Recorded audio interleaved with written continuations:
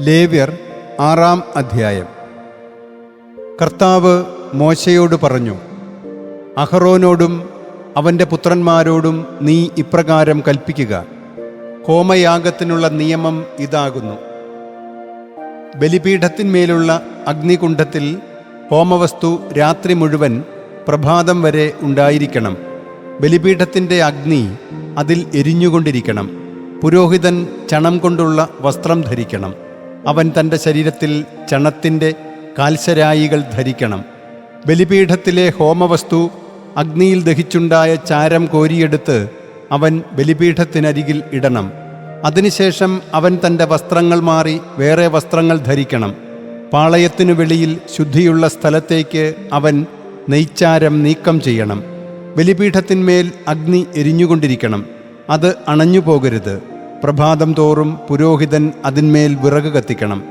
അവൻ അതിന്മേൽ ഹോമയാഗവസ്തു സജ്ജീകരിക്കുകയും സമാധാന ബലിമൃഗങ്ങളുടെ മേധസ്സുകൾ അതിന്മേൽ ധൂമിക്കുകയും വേണം. ബലിപീഠത്തിൽ അഗ്നി നിരന്തരം എരിയണം. അത് അണയാൻ പാടില്ല. ധാന്യയാഗത്തിനുള്ള നിയമം ഇതാണ്. കർത്താവിൻ്റെ സന്നിധിയിൽ ബലിപീഠമുഖത്ത് അഹറോൻ്റെ പുത്രന്മാർ അത് അർപ്പിക്കണം.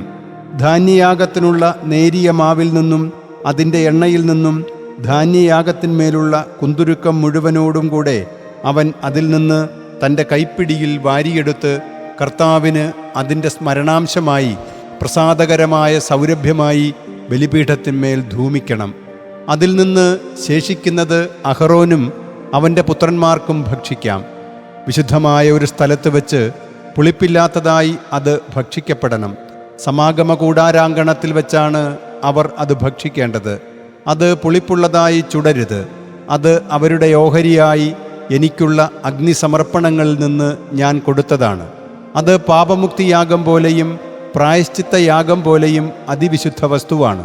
അഹറോൻ്റെ മക്കളിൽ ഓരോ പുരുഷനും അത് ഭക്ഷിക്കാം. കർത്താവിന് അഗ്നിയിലുള്ള അർപ്പണങ്ങൾ സംബന്ധിച്ച് നിങ്ങളുടെ തലമുറയ്ക്കുള്ള ശാശ്വത ചട്ടമാണിത്.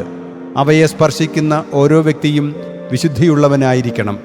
കർത്താവ് മോശയോട് ഇപ്രകാരം വചിച്ചു, ഇതാണ് അഹറോൻ്റെയും അവൻ്റെ പുത്രന്മാരുടെയും കാണിക്ക. അവൻ അഭിഷിക്തനാകുന്ന ദിവസം അവർ കർത്താവിന് കാഴ്ചവെക്കുന്നത് 1/10 ഏഫ നേരിയ മാവ് ആയിരിക്കണം. പതിവ് ധാന്യയാഗമായി പകുതി രാവിലെയും പകുതി വൈകുന്നേരവും. വറചട്ടിയിൽ എണ്ണയിൽ കുഴച്ചുണ്ടാക്കി അത് നീ കൊണ്ടുവരണം. പാകം ചെയ്ത ധാന്യയാഗ കഷണങ്ങൾ കർത്താവിന് സുരഭില പരിമളമായി സമർപ്പിക്കണം.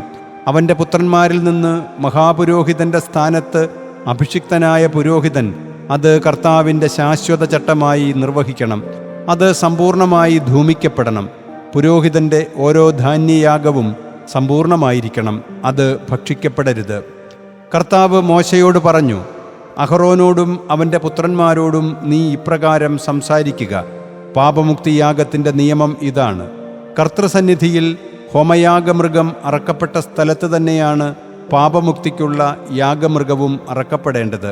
അത് അതിവിശുദ്ധ വസ്തുവാണ്.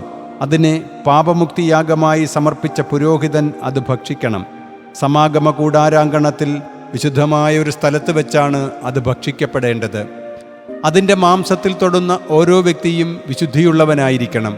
അതിൻ്റെ രക്തത്തിൽ നിന്ന് വസ്ത്രത്തിന്മേൽ തെറിച്ചാൽ അതിന്മേൽ തെറിച്ചത് വിശുദ്ധമായ ഒരു സ്ഥലത്ത് വെച്ച് നീ കഴുകണം. അത് പുഴുങ്ങാൻ ഉപയോഗിച്ച മൺപാത്രം ഉടയ്ക്കപ്പെടണം. പുഴുങ്ങിയത് പിച്ചളപ്പാത്രത്തിലാണെങ്കിൽ അത് തേച്ച് വെള്ളം കൊണ്ട് നന്നായി കഴുകപ്പെടണം. പുരോഹിത കുടുംബത്തിലെ ഓരോ പുരുഷനും അത് ഭക്ഷിക്കാം. അത് അതിവിശുദ്ധ വസ്തുവാണ്. എന്നാൽ പാപപരിഹാരത്തിനായി വിശുദ്ധ സ്ഥലത്ത് സമാഗമ കൂടാരത്തിലേക്ക് രക്തത്തിൽ നിന്ന് കൊണ്ടുവരുന്ന പാപമുക്തിക്കുള്ള യാഗമൃഗം ഭക്ഷിക്കപ്പെടരുത്. അത് അഗ്നിയിൽ ദഹിപ്പിക്കപ്പെടണം.